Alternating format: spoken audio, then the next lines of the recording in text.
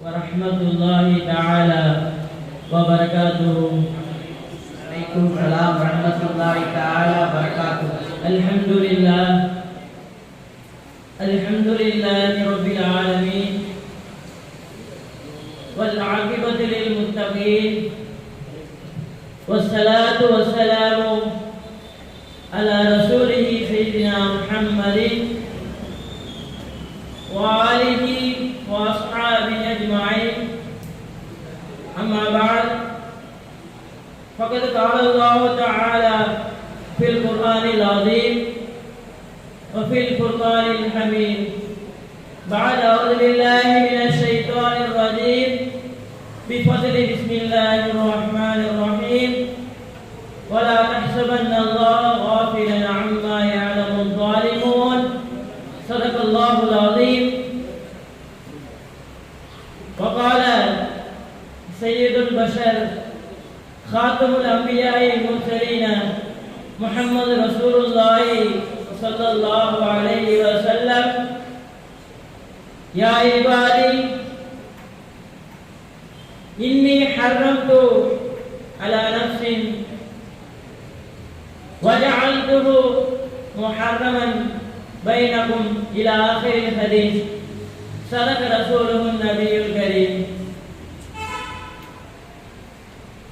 அளவற்ற அருளாளனும் நிகரற்ற அன்புடையவனுமாகிய எல்லாம் வல்ல அல்லாஹ்வை புகழ்ந்தவனாக என்னுடைய உரையை ஆரம்பம் செய்கின்றேன். சாந்தியும் சமாதானமும் எம்பெருமானார் ரசூலை கரீம் ஸல்லல்லாஹு அலைஹி வஸல்லம் அன்னவர்கள் மீதும் அன்னாரை அப்படியே பின்பற்றி வாழ்ந்த உத்தம சத்திய சஹாபாக்கள், தாபிஈன்கள், தபா தாபிஈன்கள், நாதாக்கள், ஷுஹதாக்கள், வலிமார்கள், குறிப்பாக இந்த அவையிலே குழுமியிருக்கும் நம் அனைவர் மீதும் உண்டாகட்டுமாக. ஆமீன். கண்ணியத்திற்குரித்தான இஸ்லாமிய சகோதரர்களே, அநீதி இழைப்பது, அநியாயம் செய்வது என்பது எவ்வளவு பாரதூரமானது, எவ்வளவு கொடூரமானது என்பதை மனிதன் தெரிந்தும் அநியாயக்காரனாக இருக்கின்றான். அல்லாஹ் தஆலா குர்ஆனில் சொல்லும் பொழுது, இன்னஹு கான ஸலூமன் ஜஹூலா, மனிதன் மிகப்பெரிய அநியாயக்காரனாக இருக்கின்றான் என்பதாக சொல்கிறான். ஆனால் அல்லாஹ் யாருக்கும் அநியாயம் செய்வதில்லை. மஹ்ஷருடைய மைதானத்தில் எல்லாருடைய அவர்கள் செய்த நன்மை இன்னும் தீமைக்கான விலை பட்டியல் கொடுக்கப்பட்டிருக்கும். அந்த விலை பட்டியலில் ஒன்றை கூட விடப்பட்டிருக்காது. ஒரு கடுகளவு விஷயத்தை கூட அதில் விடப்பட்டிருக்காது.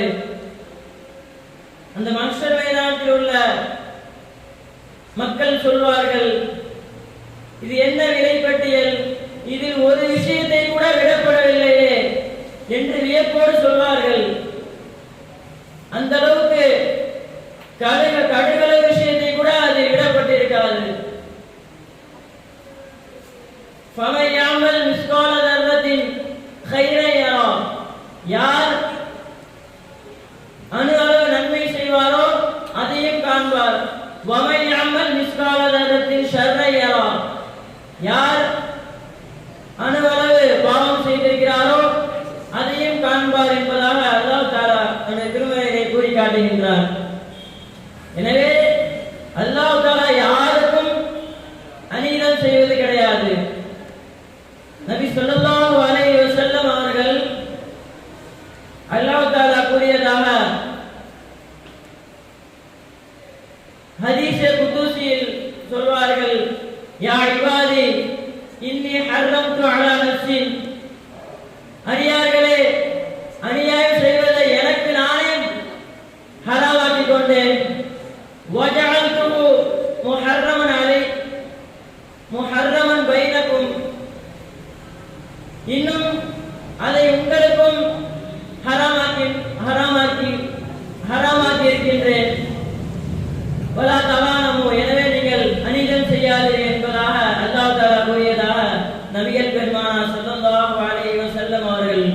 சொன்னார்கள். குர்ஆன் முழுக்க ஏராளமான வசனங்கள் இந்த அநீதியை பற்றி பேசுகிறது. ஆனால் நாம் எச்சரிக்கை இல்லாமல் இருந்து கொண்டிருக்கின்றோம். நாமும் பல வகையாக அநியாயக்காரராக இருக்கின்றோம். அநீதி பல வகை.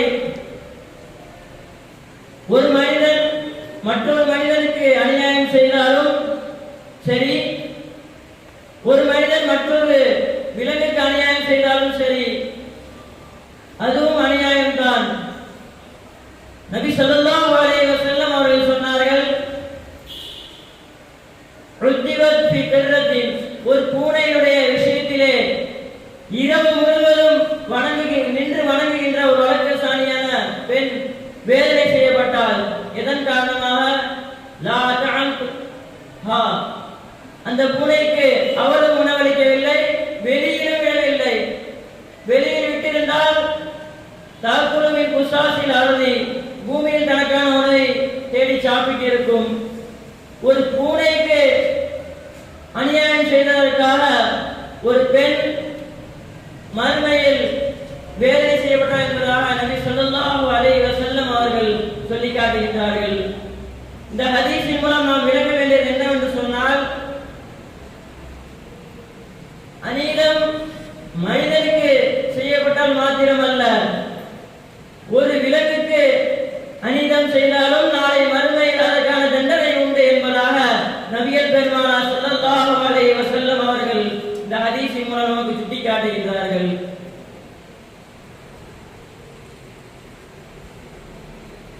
நாளை மறுமை நாளில் அநீதத்திற்கான தண்டனை பற்றி ஒரு மிகப்பெரிய ஹதீஸினுடைய இறுதியிலே வருகிறது. எல்லா கேள்வி கணக்கும் முடிந்து சொர்க்கத்திற்கு செல்பவர் தயாராக இருப்பார், நரகத்திற்கு செல்பவர் தயாராக இருப்பார். அப்பொழுது ஒரு சொர்க்கவாதி தன்னுடைய வாழ்நாளில் ஒருவரை கன்னத்தில் அறைந்திருப்பார். அப்பொழுது அந்த அறையப்பட்ட நபர் வந்து, யா அல்லாஹ், எனக்கு இவர் அநீதம் இழைத்து விட்டார், என்னுடைய கன்னத்தில் அறைந்து விட்டார் என்பதாக அல்லாஹ்விடத்தில் சொல்வார். அப்பொழுது அல்லாஹ் தஆலா அந்த சொர்க்கவாதியை பார்த்து சொல்வான், இதற்கு நீ பரிகாரம் செய்தால்தான் நீ சொர்க்கத்திற்கு செல்ல முடியும் என்பதாக சொல்வான். இதற்கு பரிகாரம் என்ன? ஒன்று, இந்த சொர்க்கவாசியுடைய நன்மையை அந்த அநீதம் இழைக்கப்பட்டவருக்கு கொடுக்கப்படும். அல்லது அநீதம் இழைக்கப்பட்ட நபர் சொர்க்கவாசியுடைய கன்னத்தில் அறைவார். இந்த சம்பவத்தில் இந்த தலைப்புக்கு தோதுவான ஒரு நிகழ்வை சொல்ல வேண்டும் என்று சொன்னால், சமீப காலமாக ஷாம் தேசத்தில் நடந்து கொண்டிருக்கின்ற பலஸ்தீன் இஸ்ரேலுக்கு எதிரான போரை சொல்லலாம். கிட்டத்தட்ட 6 மாதங்களுக்கு மேலாக போர் நடந்து கொண்டிருக்கிறது. பல்லாயிரக்கணக்கான மக்களை ஈவு இரக்கம் இல்லாமல் இஸ்ரேல் கொன்று குவித்துள்ளது. இப்படிப்பட்ட கொடூரமான ஈவிரக்கம் இல்லாத இஸ்ரேலுடன் அண்டை நாடுகளான அரபிய ஐக்கிய நாடுகள், சவுதி, துபாய் போன்ற நாடுகள் யூதர்களுடன் கைகூலியாக மாறி பலஸ்தீனுக்கு எதிராக செயல்பட்டது. சில வாரங்களுக்கு முன்னால் பாலைவன பூமியான துபாயை அல்லாஹ் மழை வெள்ளத்தின் மூலமாக மூழ்கச் செய்தான். பெரிய பெரிய பணக்காரர்கள் எல்லாம் அடுத்த வேலைக்கு உணவில்லாமல் திணறிக் கொண்டிருந்தார்கள். இந்த அநியாயத்தினுடைய விளைவு என்று சொல்லலாம். இதைத்தான் அல்லாஹ் தஆலா தனது திருமறையிலே கூறி காட்டுகின்றான். பல தஸ்ஸபன் அல்லாஹ் வாஃபிலான் அம்மா யாலமு ஸாலிமூன். நிச்சயமாக அநியாயம் செய்யக்கூடியவர்களை நாம் கண்டு கொள்ளாமல் இல்லை என்பதாக அல்லாஹ் தஆலா கூறி காட்டுகின்றான். ஆக வாழும் நாட்கள் யாருக்கும் அநீதம் செய்யாமல் மற்றவுடன் இனிமையாக பழகி வாழக்கூடிய பாக்கியத்தை நம் அனைவருக்கும் ஆக்கி அருள் புரிவானாக.